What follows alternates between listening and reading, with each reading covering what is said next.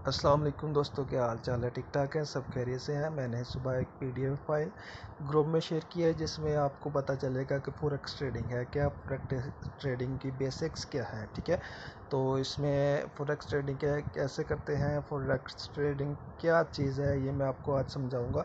तो forex trading जब मैं सादा अल्फाज में आपको समझाता हूँ कि एक कंट्री से दूसरे कंट्री में जाते हैं ना, तो जैसे पाकिस्तानी गया जी, यूएई गया, तो हम पाकिस्तानी करेंसी यूएई में तो नहीं ना यूज़ कर सकते।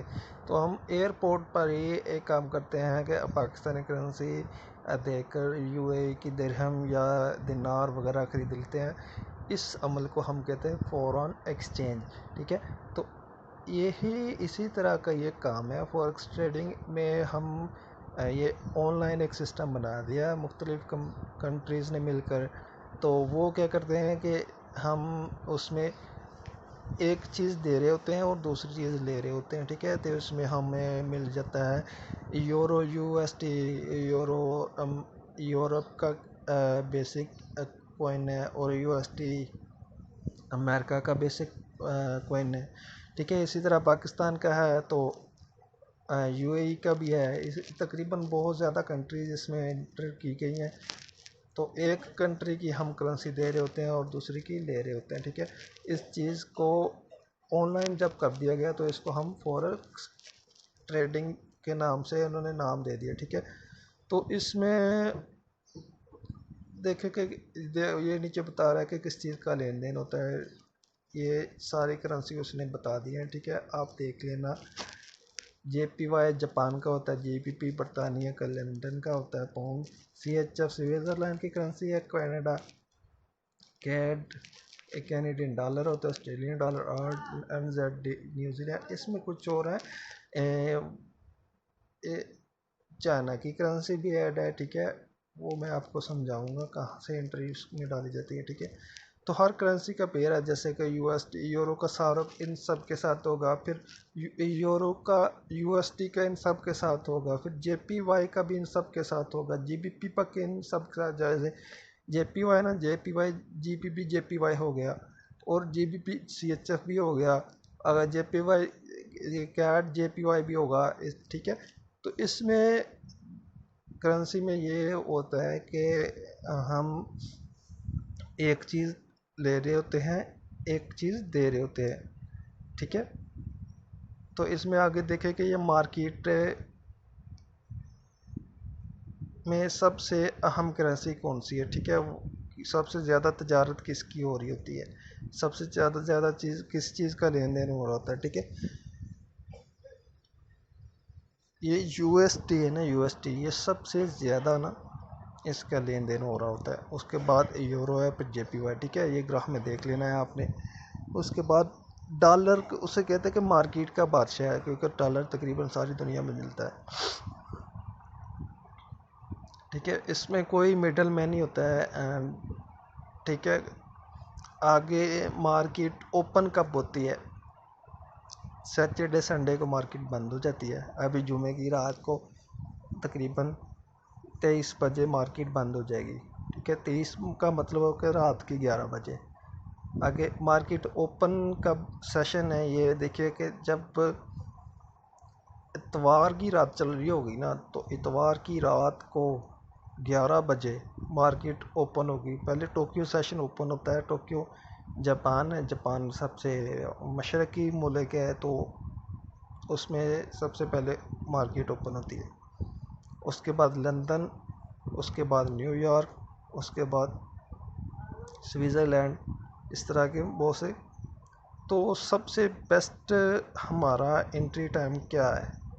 हम रात जब 11 बजे उठे ना, तो आप देखना मार्केट बहुत ज़्यादा स्लो चल रही होती।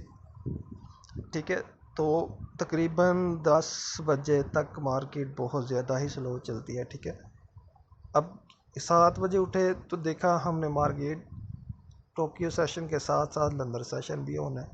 सिर्फ 1 घंटा 7 से 8 बजे तक 2 सेशन अब होना है।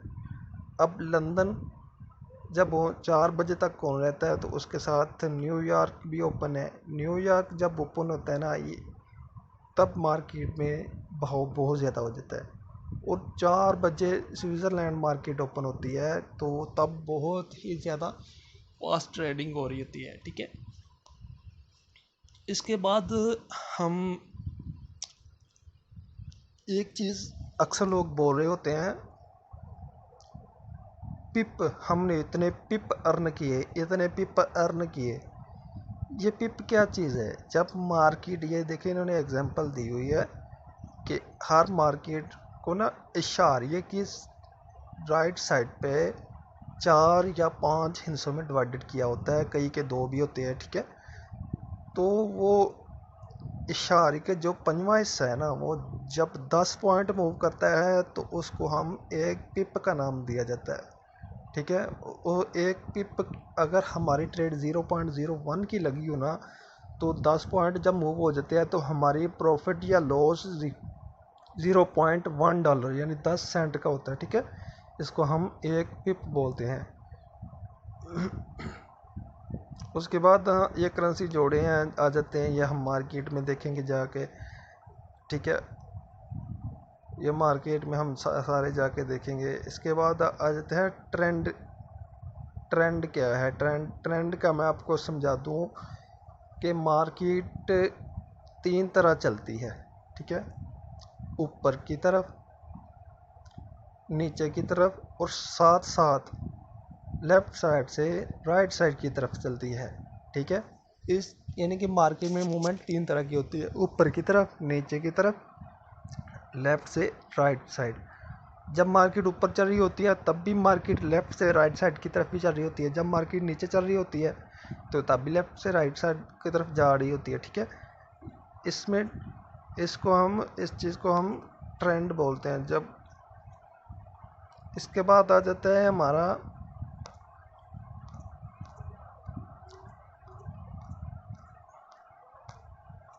ठीक है, इसमें यही चीज़ें अहम थी जो मैंने आपको समझा दी हैं, और बाकी जो चीज़ें हैं वो आगे जाके मज़ीद समझाई जाएंगी। डेमो अकाउंट प्रैक्टिस है, ये डेमो अकाउंट प्रैक्टिस आप कर ले। ये चीज़ें आपको आगे समझाऊंगा।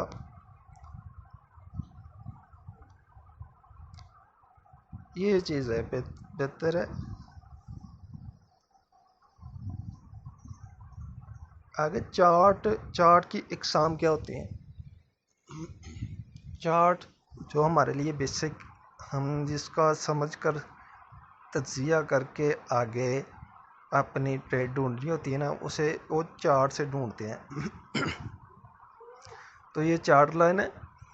ठीक है, एक होती चार्ट लाइन, वो सिर्फ एक लाइन से ही चल रही होती है, मार्केट मूवमेंट वो ही बताती होती है। दूसरी होती है बार कैंडलस्टिक चार्ट। ठीक है, ये हम कैंडलस्टिक्स ही पढ़ेंगे। और तीसरी एक होती है बार चार्ट।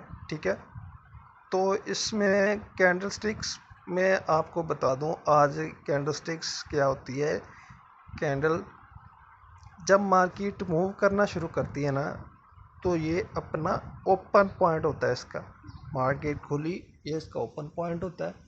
तो मार्केट ने मूव किया, ओपन से वो नीचे की तरफ आई, अपना एक लो बनाया, यानी कि मार्केट की प्राइस चल रही थी जैसे केला है मंडी में। मैं आपको एग्जांपल देता हूँ कि मंडी में गए, वहाँ पे हमने देखा केला बिक रहा है, केला लेने लगे। तो मार्केट जैसे ओपन हुई तो उसमें केले की प्राइस थी 200। ठीक है, एग्जांपल दे रहा हूँ। और 200 से वो फिर आस्ता आस्ता लोग कम थे, लोग अभी आए नहीं थे, तो जिन्होंने बेचना था जल्दी दूर से आए, तो वो कहते यार जल्दी से बेचो निकले। किसी ने ना 190 में भी बेचना शुरू कर दिया, मार्केट गिर गई। किसी ने 180 में भी बेच दिया, तो मार्केट और ज़्यादा गिर गई। तो फिर जब लोग ज़्यादा आने लग गए, केले की डिमांड, केले को लोग ख़रीदना शुरू कर दिया, लोग ज़्यादा आ गए। फिर वो आस्ता आस्ता 180 वाले ने कहा भाई नहीं अभी 190 में बेचूंगा, 190 में बेचा, फिर वो बेच के चला गया। अगला बंदा आया, वो कहता है 200 में बेचूंगा, वो 200 में बेच रहा है। फिर अगला बंदा आया, वो कहता है नहीं भी 250 में बेचूंगा। इसी तरह कहता है 300 में भी बेचूंगा। अगला बंदा आ गया, भाई कहता है मैं 320 में बेचूंगा। जो 320 थी ना, वो समझे मार्केट की हाई प्राइस थी। ये समझ ले कि उसको 320 तक पहुँचते पहुँचते 10 बज गए। अभी मार्केट क्लोजिंग टाइम आ गया, ठीक है। अभी वो जो आखिर में बेच रहा है ना, तो वो कह रहा है यार 320 तो बहुत ज़्यादा प्राइस हो गया, अभी ले भी कोई नहीं रहा, चलो मैं 300 पे बेच देता हूँ।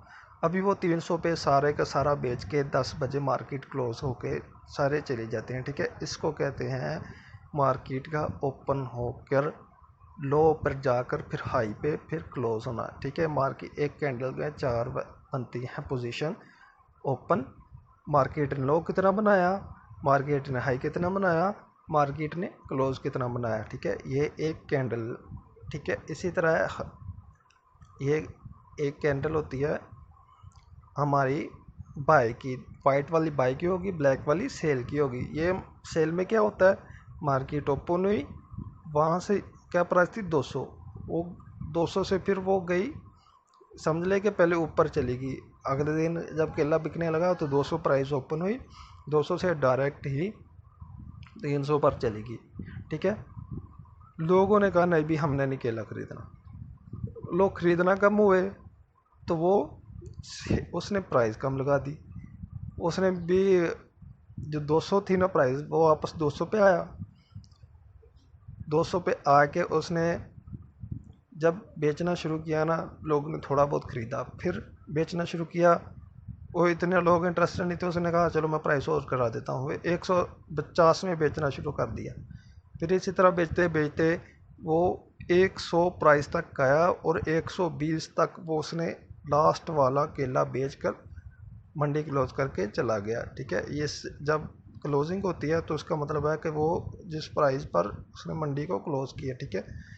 दो तरह की ये कैंडल होती हैं, एक बाय की बनती है, एक क्लोज की बनती है, जो मैं आपको आगे समझाता हूँ। आगे सपोर्ट और रेजिस्टेंस क्या होती हैं, सपोर्ट और रेजिस्टेंस जहाँ मार्केट अपना टॉप बनाती है, जहाँ तक हाईएस्ट प्राइस गई वहाँ से फिर वापस मुड़ आए जाए ना, तो उसको हम कहते हैं रेजिस्टेंस। और जहाँ पे मार्केट सबसे लोएस्ट प्राइस पर गई, उससे वापस दोबारा अप चली गई, उस पॉइंट को हम रेजिस्टेंस बोलते हैं, जैसे इस एग्जांपल में दिया गया है, ठीक है। ये रेजिस्टेंस का मतलब क्या है, रेजिस्टेंस का मतलब है कि मजम्मत करना। मजम्मत कैसे करते हैं लोग, मतलब कि मैं एक कंट्री का समझ ले कि स्टेट बैंक का प्रेसिडेंट हो, ठीक है। अभी मैं चाहता हूँ कि मेरी एक करेंसी है ना, जो समझ ले पाकिस्तानी रुपया, मैं चाहूँगा कि ये अभी 101 डॉलर, 101 रुपये का $1 हो और वो 160 से ऊपर ना। सॉरी वीडियो ब्रेक हो गई थी, ये मैं आपको समझा रहा हूँ, ये बहुत ही अहम पॉइंट है, सपोर्ट और रेजिस्टेंस। तो मैंने आपको एग्जांपल दी पाकिस्तान स्टेट बैंक के प्रेजेंट की, उसकी वो सोच लें कि वो सोच रहा है कि उसमें अभी डॉलर की प्राइस चल रही है ना 159 रुपये, तो वो कहता है कि मेरे कंट्री में डॉलर 150 से लेकर 170 के दरमियान रहना चाहिए, ठीक है। तो ये उसने एक रेंज तय कर ली कि हाँ जी इस साल इतनी रेंज में रहना चाहिए। तो वो जब 150 पे होगा ना डॉलर, तो हमारी पाकिस्तान की करेंसी स्ट्रॉन्ग होगी, 170 पे हमारी पाकिस्तान की करेंसी वीक होगी, ठीक है। तो ये हमारी समझ ले पाकिस्तानी करेंसी के रेजिस्टेंट पॉइंट है, ये नीचे सपोर्ट पॉइंट है। सपोर्ट पॉइंट कौन से हैं, जहाँ पे प्राइस 170 है, और रेजिस्टेंस जहाँ पे प्राइस 150 है। ये पाकिस्तानी करेंसी स्ट्रॉन्ग हुई, रेजिस्टेंस पे स्ट्रॉन्ग हुई, रेजिस्टेंस पे स्ट्रॉन्ग हुई, ठीक है। जब स्ट्रॉन्ग होती है ना, तो करेंसी स्ट्रॉन्ग होती है, उसमें नुकसान भी होता है, कुछ फ़ायदे भी होते हैं, ठीक है। तो चाहते हैं कि इनके जैसे प्राइस 170 पे पहुंची, 150 पे पहुंची डॉलर की, तो वो चाहते कि यार थोड़ा सा हमारा रुपया वीक हो जाए, तो कुछ ऐसे इकदाम किए जाते हैं जो मैं आपको आगे समझाऊंगा, जिससे हमारी करेंसी वीक करते हैं, ठीक है। वो वीक हुई करेंसी तो वापस उसने, यानी कि यहाँ पे उन्होंने रेजिस्टेंस की कि मज़ीद भाई आप स्ट्रॉन्ग ना हो, यहाँ से थोड़ा सा वीक हो जाओ। स्टेट बैंक ने कुछ ऐसे इकदाम किए तो वो करेंसी थोड़ी सी वीक हो गई, नीचे आना शुरू हो गई। अभी वो गिरती गिरती बढ़, यानी कि करेंसी वीक हो रही है, डॉलर की प्राइस बढ़ रही है। हमारी पाकिस्तानी करेंसी की मैं बात कर रहा हूँ, तो वो करेंसी गिरती गिरती डॉलर 170 रुपये का हो गया है।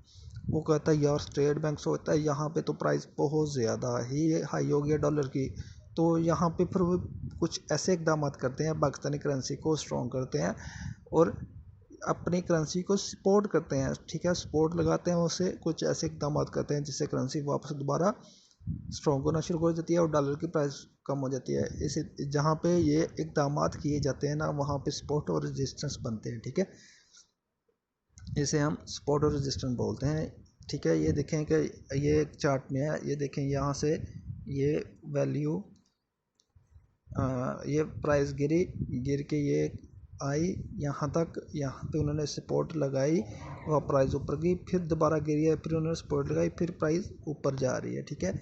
इसी तरह ये रेजिस्टेंस की एग्जांपल दी हुई है, टॉप बनाया मार्केट ने, वहाँ पे उन्होंने सपोर्ट मिली, सपोर्ट मिलके फिर मार्केट नीचे आई, ठीक है। फिर देखें नीचे जो है ऊपर रेजिस्टेंस मिली, नीचे सपोर्ट मिली, फिर मार्केट ऊपर चली गई, ठीक है। ठीक है, ये आगे कैंडल्स आ गए हैं, तो कैंडल हम नेक्स्ट वीडियो में पढ़ेंगे। यहाँ तक अब इतना ही, बाकी दुआओं में याद रखिएगा। ये कैंडल हम यहाँ से नहीं पढ़ेंगे, एक और मैं चार्ट लेके आऊँगा, वहाँ से हम कैंडल्स पढ़ेंगे। इधर से आप थोड़ा बहुत तज्जिया कर लीजिएगा कैंडल्स क्या होती हैं। तो बाकी हम इंशाल्लाह ताला कल न्यू वीडियो में अगला सबक सीखेंगे। तो दुआओं में याद रखिएगा। मेरा नाम मोहम्मद रमज़ान बिलाल अशरफ है। तो इसी तरह हम आगे चलते रहेंगे डे बाय डे।